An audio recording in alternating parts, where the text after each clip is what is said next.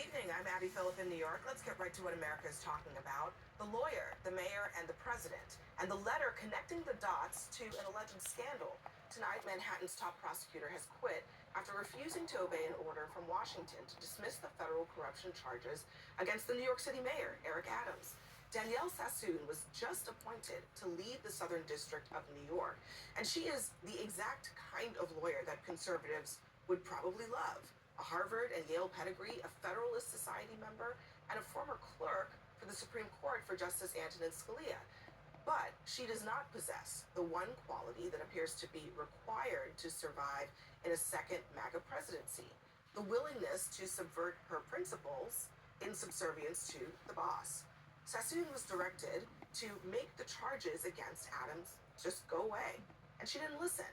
She wrote this letter instead. She describes the process that led to this order as, quote, baffling, dangerous, breathtaking, and that it ignores the new evidence that she had actually planned to use in a superseding indictment against the mayor. She also accuses the government of striking a quid pro quo, trading a dismissal of Adams's charges for opportunistic and shifting comments on immigration. She alleges that what reads like a hastily arranged cover-up, that according to her, the acting Deputy Attorney General, Emile Beauvais, ordered notes from a meeting with Adams's lawyers in which the alleged quid pro quo was discussed. He ordered those notes be collected at the end of the meeting. So, facing all of this, Sassoon resigned before, of course, she would be fired. The reason for showing her the door, according to Emile Beauvais, is what he labels as insubordination. He says this, quote, "In no valid sense do you uphold the Constitution by disobeying direct orders implementing the policy of a duly elected president." Now remember, Adams met with Trump, even though they say the indictment wasn't discussed in that conversation.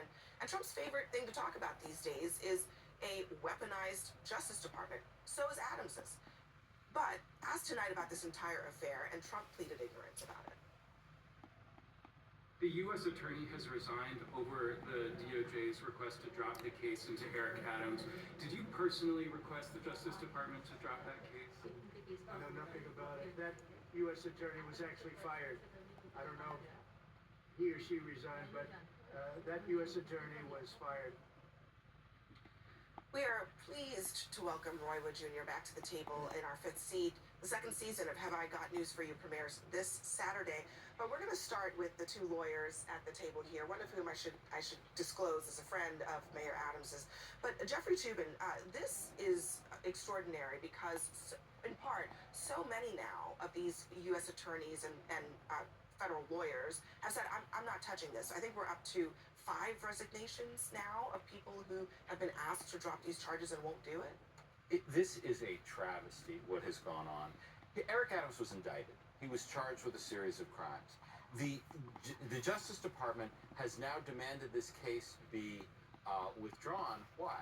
Not because there isn't evidence against him, not because there was prosecutorial misconduct, but solely so that he will help President Trump advance his agenda on immigration. That is something that has never happened before in American history, that they drop a case because of a political agenda on the part of both the president and the defendant. And, you know, it's a black mark for the Justice Department. I mean, it's very clear that Adams is going to give them something that they want, and so the charges are going to go away. They're not even honestly trying that hard to hide that part of it. But let me be the criminal defense attorney here, and why this is a joyful day for the criminal defense bar. We very rarely, as criminal defense attorneys, get to see how the sausage is made, and we're seeing now how Washington and a particular U.S. Attorney's Office, the Sovereign District of New York, are like fighting with each other. That's always stuff that goes on behind the scenes that we don't know it. And as much as the aspersions that she's casting against Washington, they're casting it not against her.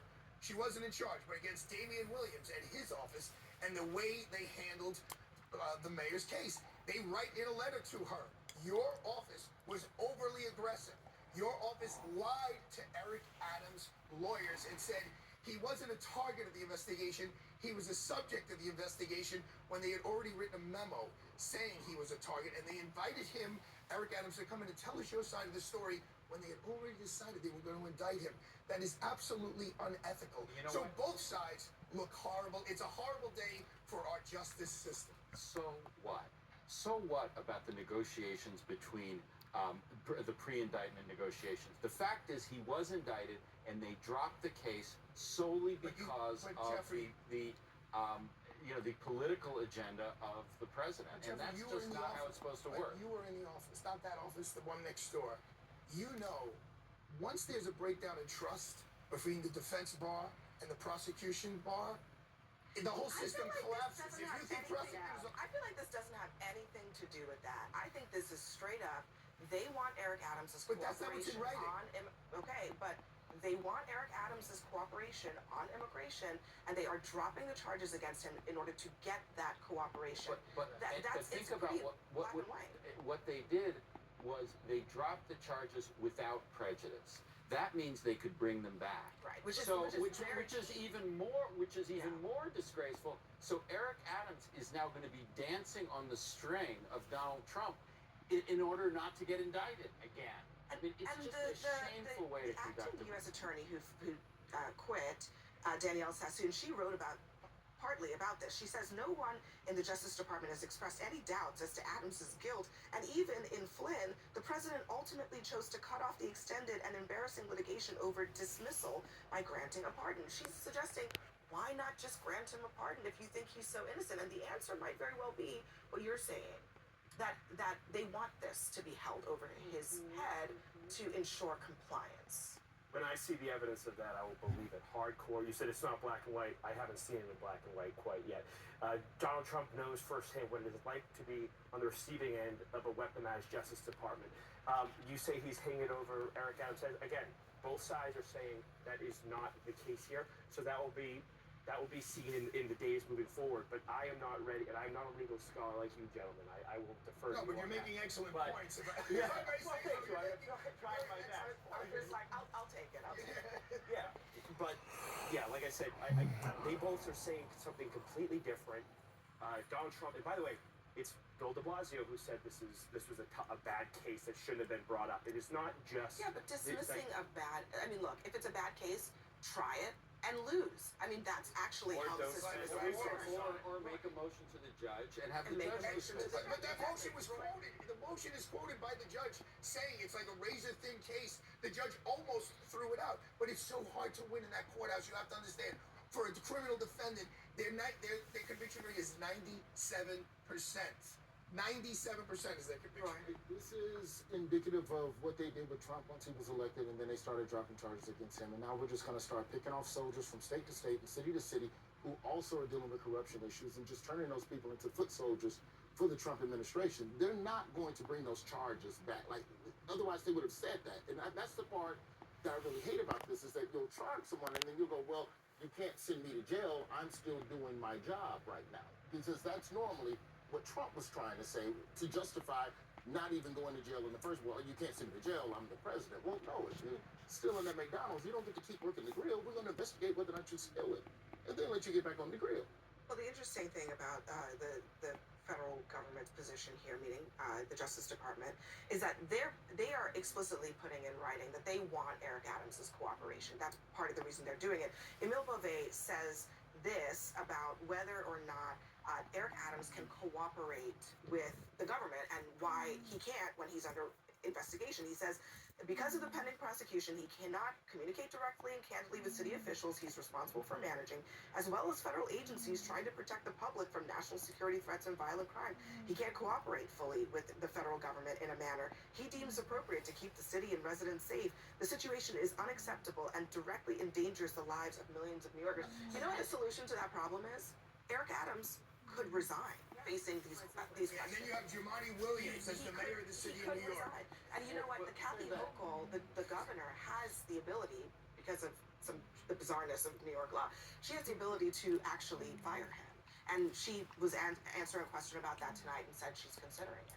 Well, here I thought the question, or I thought the idea was whether or not we believe he made a backdoor deal with the president, and this is why this is being his case is being dismissed. And this lady wrote a 8-page letter, single spaced, with extreme details, which sounds extremely credible. And I think that if we think about what she was sent there to do, she can't say, okay, your intro. She's not following the boss. She's the one brave soldier who knows for a fact that this is absolutely coming. She will be a part of it. I say kudos and thank you for doing that. If there are more people who are like this prosecutor who say this is what I came here to do, my oath is to stand up for those. I'm still talking. Totally agree Hey, with friend, you. hey, friend, Yeah, I still agree talking. with you. No, you can, but let me finish because I allowed you to. It's almost Okay, done. didn't I? Just wrap it up. It's very rare. I agree with you. Yeah, let me just finish. The point is that I do believe what she did was what heroes do. Today, I know that she may not feel that way if people are attacking her, and I just don't want to get the word salad mixed up. I want to say to her, thank you for standing up against something that I believe that was really difficult for her to do. And I know there are a lot of people who are worried about their jobs, and she's the one person who's saying, no, not today, not on my watch. Look, I predicted this a week ago. I said if they're going to ask Eric Adams' case to be dismissed, I don't know her personally, but I know she worked for Justice Scalia for a year, and I knew Justice Scalia very, very well. He was like an uncle to me. That man, when you surround yourself with him, the integrity was just, it was immovable. And I said, there's no way, unless she believes that it should be dismissed, but she's not going to listen to someone tell her what to do. And she didn't. And I agree with you. I give her kudos for having the strength to stand up for her beliefs. So what is TW? What is with so many of these officials in the Trump administration basically saying that the law is not what you follow? Donald Trump is what you follow. They keep calling it the policy of the president. Why is it that she, as a U.S. attorney, is not actually following the law as it's written and has to follow the policy of the president? Again, I'm going to defer to the inner workings of the DOJ, to the two legal experts. But when the president directs the Department of Justice to drop a case he feels is not fit, after, by the way, he was running all through courtrooms throughout Manhattan for 2 years on cases that were dubious at best, put forth by the Attorney General of New York, put forth by federal prosecutors. He's seen the system work against him. He doesn't want to see it continue against Eric Adams. I guess my point is that the Justice Department isn't supposed to be at the beck and call of the president, which is why you were mad when Joe Biden pardoned his son, right? Right? But I would have done it if I were a father. I thought it looked bad. Wow. Trump doesn't strike me as the type of person to look at the intricacies of Eric Adams' case and make a decision based on the evidence. He gave his dog the hookup so his dog can do exactly what he needs him to do. I mean, dog, D-A-W-G. I'm not calling Eric Adams. All right, everybody, hold on. Coming up next, we've got some more breaking news tonight.